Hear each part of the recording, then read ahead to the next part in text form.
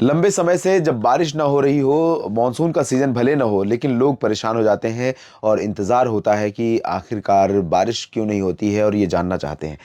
दोस्तों, अगर मैं बात करूं उत्तर भारत की या मध्य भारत की, तो मध्य भारत में काफ़ी समय के बाद मौसम बदला है और बारिश की उम्मीदें बनी है, क्योंकि जो यहाँ पर साइक्लोनिक स्टॉर्म आया था मेंडस, वो जब आगे बढ़ रहा है तो आगे बढ़ते हुए ये अरब सागर से भी और बंगाल की खाड़ी से भी मॉइस्चर को यहाँ पर थ्रो कर रहा है। और इसी के चलते यहाँ पर मध्य प्रदेश में, महाराष्ट्र, गुजरात, राजस्थान, छत्तीसगढ़, उड़ीसा समेत साउथ इंडिया के तमाम इलाकों पर बादल बने हुए हैं और बादल बने भी रहेंगे। यह आज की स्थिति है। और आपको मैं ये बता दूं कि ये सिस्टम ऐसे पश्चिमी दिशा में बढ़ेगा। लो प्रेशर की इंटेंसिटी में है, थोड़ा सा इंटेंसिफाई होगा, लेकिन क्योंकि सी ट्रेवल इसका लंबा है, अफ्रीका तक इसको जाना है, तो क्या ये साइक्लोन स्टॉर्म बन जाएगा? क्योंकि आमतौर पर यही इसी तरह की स्थितियां बनती हैं।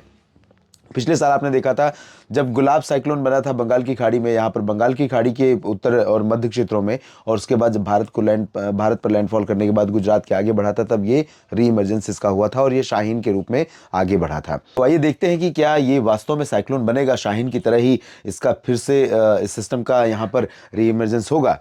ये आज की स्थिति है 13 दिसंबर की। 14 दिसंबर को आप देखेंगे तो ये सिस्टम थोड़ा सा तटों से दूर जाएगा, लेकिन भारत के मध्य और दक्षिणी क्षेत्रों पर तमाम इलाकों में इसके प्रभाव से बादल बनते रहेंगे और बारिश होती रहेगी, भले ही दूर जाता रहेगा।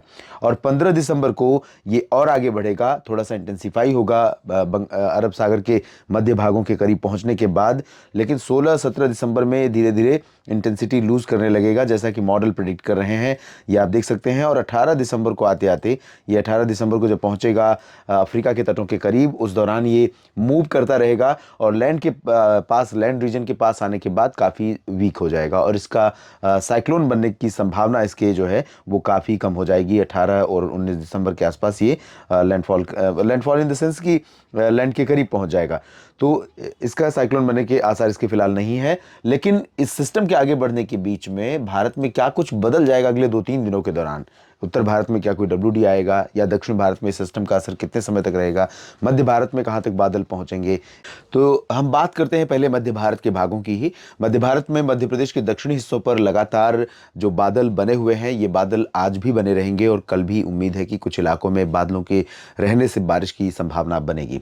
तो यहाँ पर मध्य प्रदेश में जबलपुर और मांडला, बालाघाट, होशंगाबाद, छिंदवाड़ा का जो दक्षिण पूर्वी हिस्सा है, यहाँ से बादल धीरे धीरे पश्चिम की तरफ मूव कर जाएंगे। सुबह के समय हो सकता है थोड़ी बहुत वर्षा होशंगाबाद, छिंदवाड़ा और आसपास के इलाकों में हो जाए, उसके बाद फिर बैतूल की बारी होगी और इटारसी की बारी होगी। आगे चलेंगे तो यहाँ पर मंदसौर, धार, खरगोन और जो उज्जैन, इंदौर का रीजन है, इन भागों पर बादल थोड़े बहुत रहेंगे और यहाँ कुछ इलाकों में थोड़ी बहुत वर्षा की उम्मीदें बन सकती हैं, लेकिन ज़्यादा बारिश के चांसेस और सभी इलाकों में बारिश के चांसेस नहीं हैं।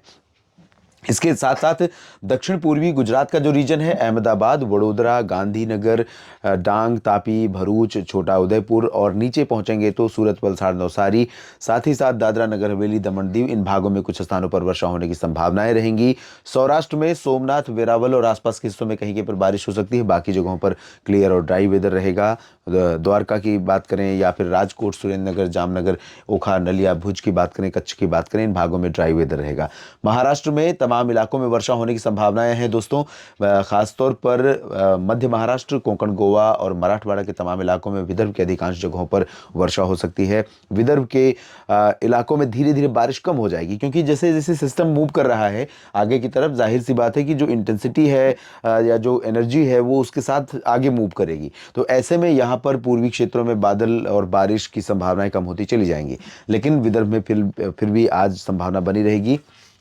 नीचे की तरफ देखें तो गोवा में मूसलाधार वर्षा हो सकती है। तटीय कर्नाटक और केरल के तटवर्ती रीजन्स में और लक्षद्वीप के उत्तरी इलाकों में कई जगहों पर मूसलाधार वर्षा हो सकती है। तमिलनाडु, केरल और आंतरिक कर्नाटक के तमाम इलाकों में भी अच्छी खासी बारिश की संभावना यहाँ पर दिखाई दे रही है। छत्तीसगढ़ और ओडिशा के दक्षिणी भागों पर कहीं कहीं पर लाइट रेन होने की संभावना है। बाकी उत्तरी क्षेत्रों में फिलहाल क्लियर और ड्राई वेदर रहेगा। रायपुर से लेकर बिलासपुर के बीच में उत्तरी छत्तीसगढ़ के भागों में ड्राई वेदर हो जाएगा।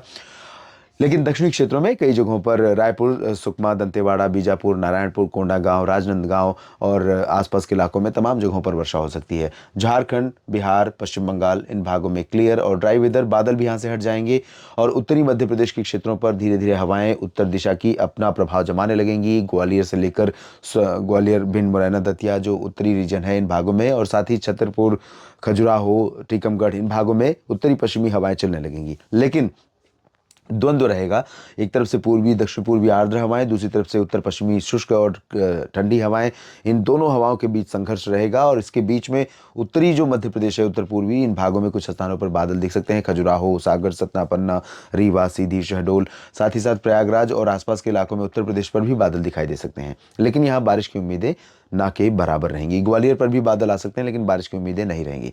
साथ ही इधर दक्षिण पूर्वी जो राजस्थान का रीजन है, सवाई माधोपुर से लेकर छोटा जो उदयपुर के बीच का कोटा और आसपास के इलाकों का, यहाँ पर कुछ इलाकों में बादल आ सकते हैं और बारिश या बूंदाबांदी कहीं पर हो सकती है, इससे ज़्यादा संभावनाएं नहीं है। अजमेर, जयपुर, भरतपुर, अलवर, झुंझुनू, चूरू, गंगानगर, हनुमानगढ़ यानी कि पश्चिमी और उत्तर पश्चिमी, उत्तर पूर्वी, इन सभी क्षेत्रों में ड्राई वेदर और क्लियर वेदर रहेगा। पंजाब, हरियाणा और उत्तरी राजस्थान, दिल्ली, उत्तर प्रदेश, इन सभी क्षेत्रों में उत्तर पश्चिमी ठंडी हवाओं का असर तापमान को गिराएगा। मिनिमम 100 गिर जाएंगे, लेकिन मैक्सिमम में कोई ज़्यादा परिवर्तन फिलहाल होने की उम्मीदें यहाँ पर दिखाई नहीं दे रही। उत्तर के पर्वतीय इलाकों में शुष्क मौसम रहेगा, बारिश की संभावना नहीं है। ये 13 दिसंबर की बात हुई। 14 दिसंबर को भी आप ये देखिए कि उत्तर भारत के पर्वतीय इलाकों में शुष्क मौसम ही रहेगा। श्रीनगर से लेकर शिमला या धर्मशाला, चंबा, ऊना समेत देहरादून, ऋषिकेश, हरिद्वार, देहरादून, मसूरी, नैनीताल, सभी जगहों पर साफ और शुष्क मौसम रहेगा। इस बार बर्फबारी का नज़ारा देखने के लिए जो सैलानी प्लान बनाते हैं, टूरिस्ट प्लान बनाते हैं, वो निराश हो रहे हैं, क्योंकि लंबा स्पेल नहीं आ रहा है और अच्छा स्पेल बर्फबारी का नहीं आ रहा है। और यही वजह है कि उत्तर भारत के मैदानी इलाकों में, मध्य भारत के क्षेत्रों में बहुत तेज सर्दी अभी तक नहीं पड़ रही है, लोगों को ऐसा लग रहा है। मध्य प्रदेश, राजस्थान, पंजाब, हरियाणा, दिल्ली, उत्तर प्रदेश, बिहार, झारखंड, पश्चिम बंगाल, इन भागों में पश्चिमी हवाओं का असर बढ़ेगा और इन हवाओं के चलते तापमान में गिरावट होगी, लेकिन मिनिमम गिरेगा, मैक्सिमम में ज़्यादा परिवर्तन नहीं होगा। बल्कि हो सकता है कि मैक्सिमम यानी दिन का तापमान थोड़ा ऊपर जाए, क्योंकि क्लियर और ड्राई वेदर जैसे ही होगा, आसमान साफ होगा, धूप का असर बढ़ेगा, तो दिन का तापमान थोड़ा और बढ़ेगा। मध्य भारत में जो मध्य प्रदेश का दक्षिणी हिस्सा है, दक्षिण पूर्वी, और साथ ही साथ साउथ ईस्ट गुजरात का रीजन है, उत्तरी मध्य महाराष्ट्र, उत्तरी कोंकण गोवा, तटीय महाराष्ट्र, गोवा, इन भागों में कई जगहों पर वर्षा की संभावना रहेगी। और बात करें इंटीरियर महाराष्ट्र की, छत्तीसगढ़, उड़ीसा की, तो यहाँ पर लाइट रेन आइसोलेटेड प्लेसेस पर हो सकती है। तेलंगाना में भी लाइट रेन होने की संभावना है। आंतरिक कर्नाटक में भी लाइट रेन की उम्मीद है, इससे ज़्यादा के चांसेस नहीं है।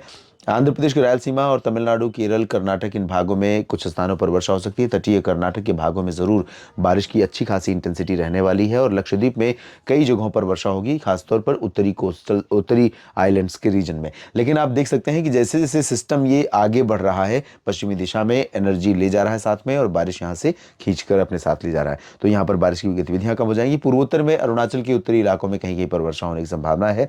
और अब बात करते हैं 15 दिसंबर की, किस तरह का मौसम 15 दिसंबर को रहेगा। देखिए 15 दिसंबर को बारिश काफ़ी कम हो रही है। सिर्फ महाराष्ट्र और दक्षिण पूर्वी गुजरात और दक्षिण पश्चिमी मध्य प्रदेश के कुछ इलाकों में यहाँ पर मध्य भारत में होगी। सौराष्ट्र पर राजकोट, जामनगर, सुरेंद्रनगर, द्वारका, मोरबी और ओखा तक बादल छा सकते हैं और कुछ इलाकों में वर्षा हो सकती है। कच्छ में बारिश नहीं होगी, उत्तरी पूर्वी गुजरात में बारिश नहीं होगी। मुंबई, नासिक, पुणे में बारिश की संभावना बनी रहेगी। रत्नागिरी और सिंधुदुर्ग, साथ ही साथ गोवा और तटीय कर्नाटक, केरल और दक्षिणी तमिलनाडु, इन भागों में बारिश की संभावना रहेगी। बाकी जगहों पर देखिए बारिश की गतिविधियाँ काफ़ी कम हो रही हैं और इस बदलाव के चलते आप देखिए जैसे वो सिस्टम आगे निकलेगा, यहाँ पर बादल कम होंगे और ये उत्तर पश्चिमी दिशा की हवाएं थोड़ा और प्रभावी हो जाएंगी और मध्य भारत तक, दक्षिण भारत के कुछ इलाकों तक ये हवाएं पहुंचने लगेंगी।